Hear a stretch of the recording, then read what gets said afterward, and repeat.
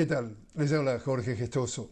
En el programa de hoy, Ecuador tras el aumento del diésel con otra notable invitada, Paulina Bercuter Quinche, viceprefecta de la norteña provincia de Imbabura, directamente desde Imbabura. Paulina Bercuter Quinche, una cálida bienvenida al programa. Un saludo fraterno para ti, Jorge, y para toda la audiencia. Muchas gracias por permitirme estar en este espacio para amplificar la voz de lo que está sucediendo ahora mismo en la provincia de Imbabura y en el Ecuador. Bueno, justamente mi primera pregunta, Paulina, es ¿qué es la situación en la provincia de Imbabura al norte del país? Bueno, el Ecuador viene teniendo una situación de conmoción social desde el anterior lunes, que fue anunciado el paro nacional, luego de las decisiones económicas, de las últimas decisiones económicas tomadas por el gobierno de Daniel Noboa y que hacían un incremento muy importante en el costo del diésel. Como ustedes saben, en economías como las nuestras, el incremento del diésel tiene una repercusión directa, inmediata en el incremento del costo de la vida porque incide en todo lo que son las cadenas de valor de la producción. A partir de ello, pues el movimiento indígena y varios actores sociales, declararon ya un paro nacional, pero que ha estado teniendo un epicentro en la provincia de Imbabura, una provincia que está al norte del Ecuador, muy cerca de Colombia y que tiene una configuración étnica, digamos, con una importante presencia del pueblo quichua en sus 5 pueblos, también de la nacionalidad quichua, pueblo Otavalo, Imantá, Caranqui, Cayambe y Natabuela, ¿no? Y también presencia diversa. Entonces, Otavalo se ha constituido pues en el epicentro de lo que ha sido el paro nacional y a partir de ahí pues hemos estado viviendo una situación de grave conmoción, sobre todo situada en los territorios con fuerte población indígena, con fuerte población quichua, donde el gobierno nacional ha desplegado toda una estrategia de digamos, de represión muy, muy fuerte, haciendo uso de la fuerza pública. Ayer, tengo que decir, con mi corazón realmente roto, que ayer lloramos a nuestro primer muerto y también existen militares ahora mismo retenidos también en este sentido porque no ha habido el procesamiento adecuado para tratar esta convulsión y para tratar este conflicto social. Así que la situación en Imbabura es muy preocupante. Ayer, para amanecer anteanoche, pues igual en varios puntos de la Panamericana, que es como el eje vial que nos conecta con las demás provincias del país, con la capital, con Quito, hubo varias represiones muy fuertes y el día de ayer vino también un convoy importante, supuestamente humanitario, pues habría que, eso es un poco la versión oficial, pero se desató todo un clima de terror y de guerra psicológica porque luego de la muerte y del caído que tuvimos en una comunidad que responde pues a una importante organización de uno de los cantones más con mayor presencia organizativa, pues ayer se quitó la luz en algunas comunidades, se retiró la señal también de celular en 3 cantones, lo que generó un clima de incomunicación y sobre todo una presión psicológica muy, muy fuerte en las comunidades indígenas. Tuvimos videos de niños, de niñas llorando, pidiendo auxilio solos, temiendo por sus padres, por sus madres que están en la movilización. Ha sido días muy, muy duros. Desde el Cantón Otavalo existen ya un reporte de más de 100 heridos.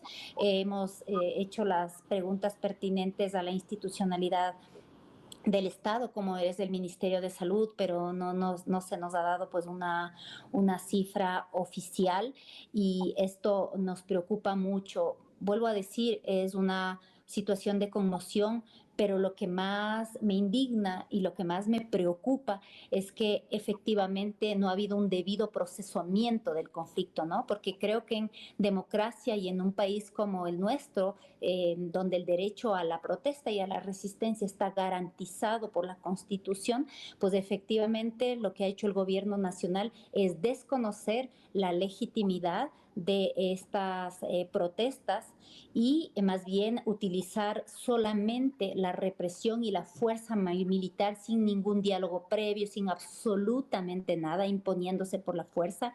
Y eso da cuenta un poco de la tónica, ¿no? Y de la identidad que tiene este gobierno y la orientación política con un discurso bélico, guerrerista, que cada vez ha ido como colocando y alimentando la polarización, ¿no? Entre las distintas posiciones políticas. Todo el que disiente, pues, es antipatria, todo el que disiente está en contra de la seguridad nacional.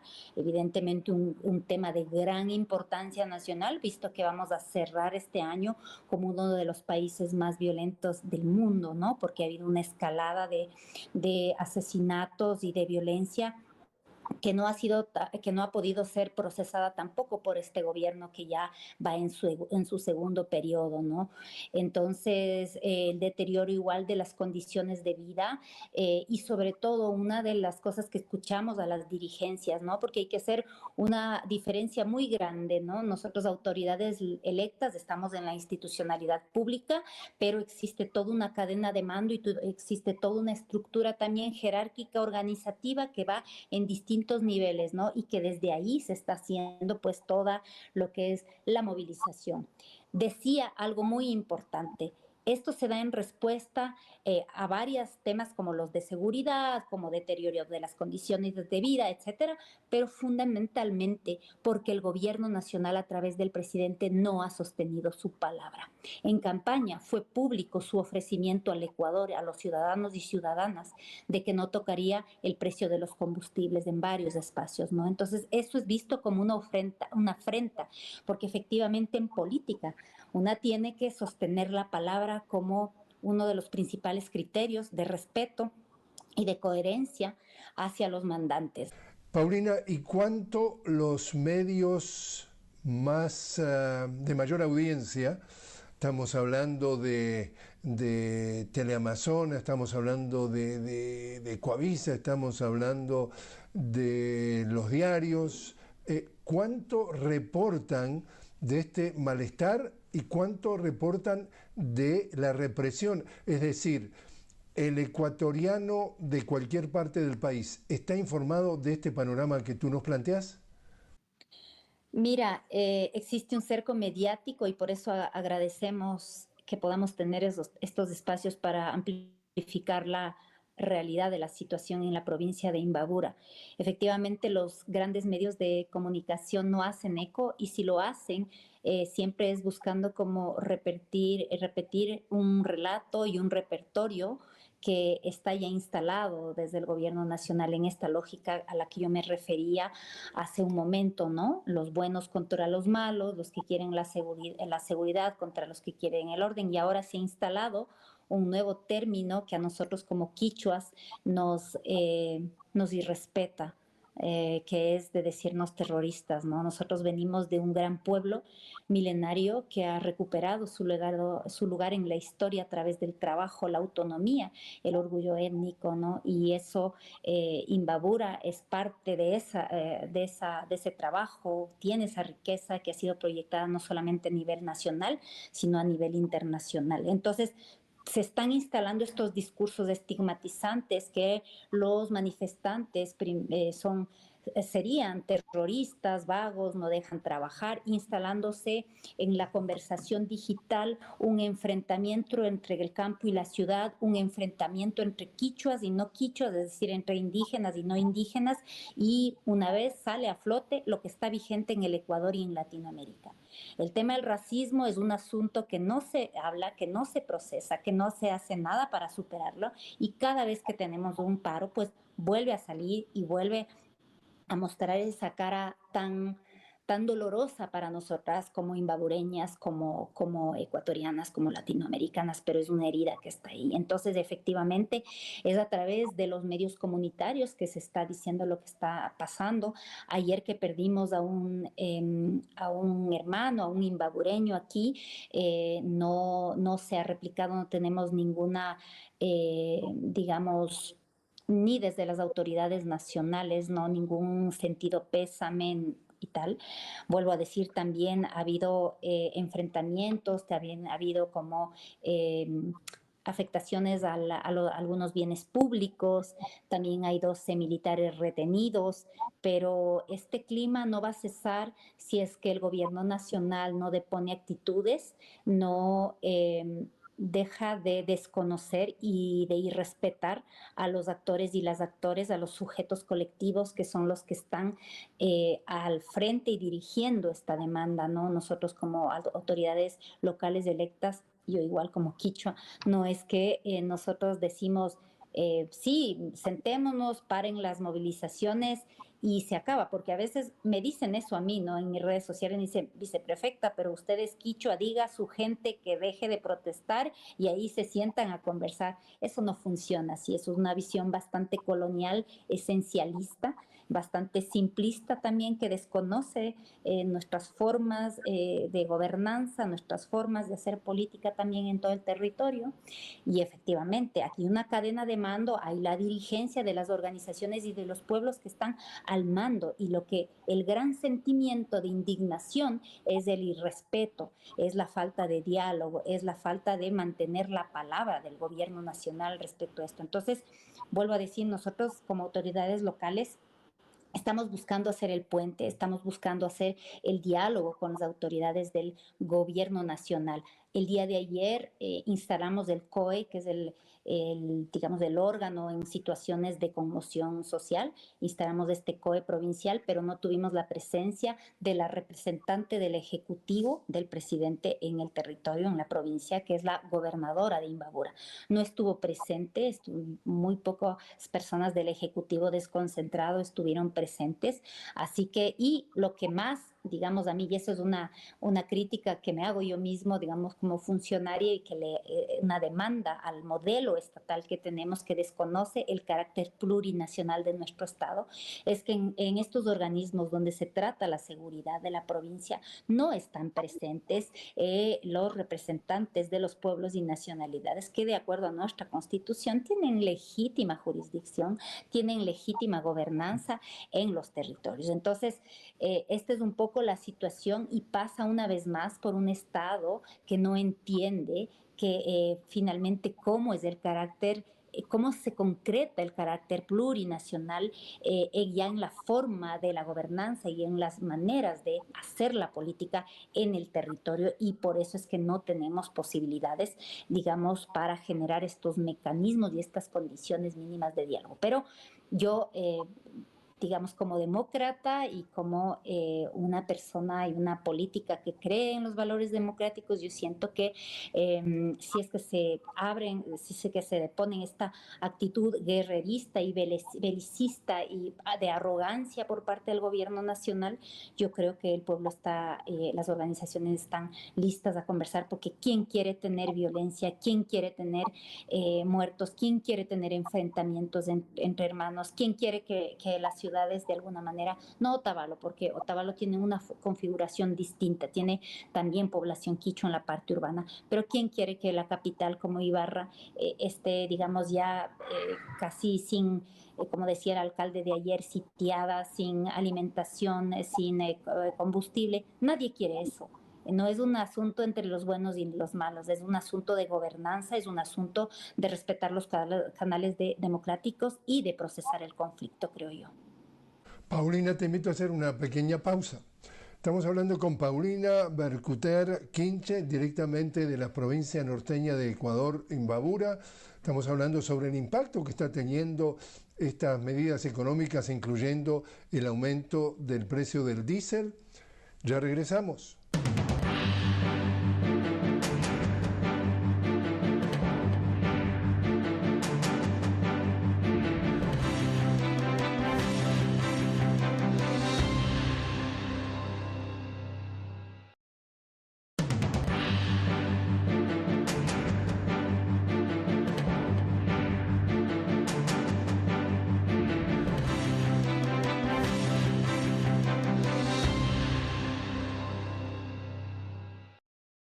Continuamos hablando con Paulina Bercuter Quinche directamente desde la provincia de Imbabura en el norte de Ecuador. Paulina es la viceprefecta de Imbabura. Estamos hablando sobre el impacto que está teniendo, por ejemplo, el aumento del precio del diésel en esa región y en el Ecuador en general. Paulina, ¿y cómo defines tú esos 10 años en donde gobernó lo que le han postulado como el correísmo, es decir, el presidente Rafael Correa y la Revolución Ciudadana del 2007 al 2017? ¿Era tan efervescente el ambiente, eran tantas las protestas en esa región de Imbabura? Bueno, sabes que yo no puedo ser muy objetiva. Yo milito en la Revolución Ciudadana, soy una autoridad electa y a pesar de que digan cualquier cosa, pues una sigue siendo política y una sigue llevando sus banderas de lucha, ¿no? Los 10 años de la Revolución Ciudadana, donde yo empecé a conocer cómo funciona el Estado, a formarme como funcionaria pública, porque eso tiene que ser la carrera de la función pública. Una tiene que especializarse y conocer cómo funciona la cosa pública, si no, no tendríamos estos errores, por ejemplo, en los temas de gobernanza, ¿no?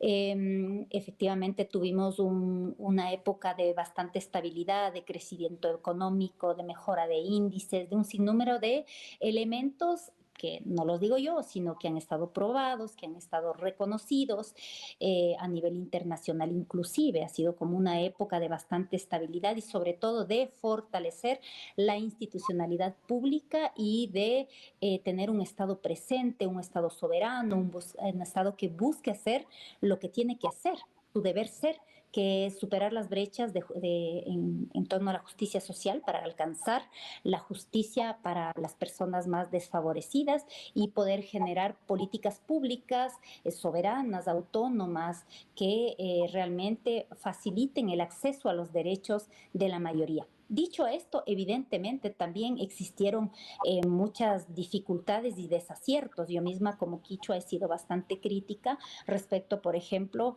a los derechos de las mujeres, a uno de los derechos nuestros, por ejemplo, que es el poder disponer de manera autónoma sobre nuestros cuerpos, ¿no? Eso ha sido uno de nuestros, creo que, desaciertos. También ha habido muchas dificultades en entender cómo funciona el mundo indígena, más allá de un tema de acceso a servicios públicos, más allá de entender de esto desde un punto de vista de la lucha de clases, ¿no? Creo que también en nuestro gobierno hubo una falta de entendimiento, hubo también entradas abruptas y autoritarias a los territorios indígenas también, porque hay que entender que en todas las izquierdas y en todo el aparato estatal se siguen generando estas prácticas, ¿no? Coloniales, de falta de entendimiento de cómo funcionan los pueblos y nacionalidades indígenas.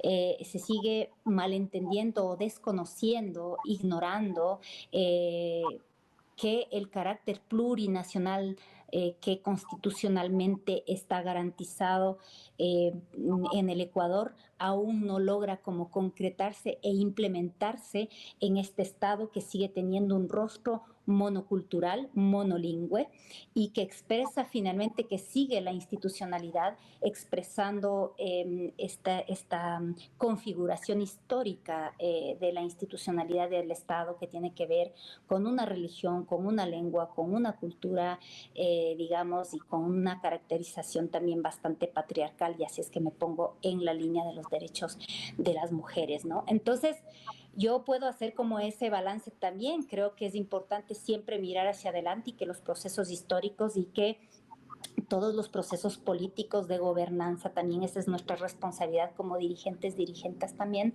de hacer esta justa valoración, de tener una mirada también crítica para poder construir, para ir allá y para también poder enfrentar los retos que tenemos ahora. El Ecuador de hace más de 10 años no es el Ecuador que tenemos ahora. El Ecuador que tenemos en este momento efectivamente es un Ecuador que necesita hacerle frente a toda la incursión del crimen organizado, a las nuevas formas que cómo ingresa la violencia a todo el territorio nacional, a todo, cómo se infiltra también para romper el tejido social. Eso no lo teníamos, lo tenemos ahora, así que necesitamos pensar también, sí, cómo recuperamos la institucionalidad pública para seguir reduciendo estas brechas de injusticia, pero también cómo la institucionalidad pública tiene que tener una visión muy clara del nuevo momento histórico que estamos viendo, sobre todo de cara a la seguridad, y que esto no es un tema solamente del Ecuador, sino es un tema de la región, es un tema que tiene que ver con una dinámica y con unas formas, digamos, de esta construcción de estos poderes transnacional, ¿no? Entonces, se ha ganado para muchos críticos la reputación de que justamente con el avance del crimen organizado y el narcotráfico, de la reputación es el gobierno de Daniel Noboa transformado el Ecuador en un narcoestado. ¿Qué dices tú? Yo creo que aquí lo que se ha impuesto es un clima de el miedo, como digamos, esto no es la primera vez en la historia que pasa. Nosotros conocemos lo que pasó en la Europa de los 30, cómo llegamos a la Segunda Guerra Mundial. Estas estrategias desde las posiciones de la extrema derecha y desde los gobiernos autoritarios han sido siempre de colocar el miedo para ahí, después de eso, pues ir coartando libertades, ir colocando un régimen de miedo, un régimen de terror, un régimen autoritario para golpear la democracia y para que a través de la legitimación de este discurso y de esta narrativa nadie pueda decir nada y que todas las personas que cuestionemos, que cuestionen, se han visto como antipatrias y terroristas, que es lo que estamos viendo ahora en el paro, donde la mayoría de la población que está movilizada y que es indígena, que es quichua, está siendo pues estigmatizada de la peor manera como terrorista, ¿no? Entonces, creo que es un fenómeno que está también siendo facilitado y ayudado en esta disputa cultural de los sentidos y que está ganando el sentido de las personas más jóvenes a través de una herramienta muy potente que son las redes sociales, que de alguna manera simplifican todos los mensajes, ¿no? Que permiten como vehiculizar y que se transite imágenes muy fuertes. Por ejemplo, veíamos al presidente Noboa siempre con esta actitud guerrera, con música guerrera, con uniforme militar, con todo esto. Son estas imágenes que se van dando para que se instale este sentido de seguridad en la gente, ¿no? Y que por el otro lado, se vuelve a decir, todos los que están en contra, pues son los narcos, los correístas, los indígenas, los terroristas, ¿no? Eso es lo que estamos enfrentando, es una disputa clara en los sentidos para que el sentido común colectivo se vaya derechizando, ¿no? Es algo que estamos viendo en el Ecuador, pero que estamos viendo también en la región y quizás en el mundo, ¿no? Y que tiene un patrón ideológico muy claro, que es el debilitamiento de los estados nacionales, de los estados plurinacionales, que lo defendemos, y que busca como ya la entrada y la imposición de estas grandes estructuras paraestatales que tienen mucho poder y que funcionan mucho a través pues, de estos negocios ilícitos del narco y de todas estas economías paralelas que van dañando y destruyendo el tejido social. Paulina Bercuter Quinche, muchísimas gracias por haber estado con nosotros. Muchísimas gracias a ustedes y mi agradecimiento, y les pido por favor que nos ayuden a difundir y amplificar las voces para Latinoamérica y para el mundo, que la comunidad internacional se pronuncie respecto a lo que está pasando aquí en el Ecuador y evidentemente también lo que nos está pasando a nosotras como dirigentes, como personas políticas electas ahora mismo.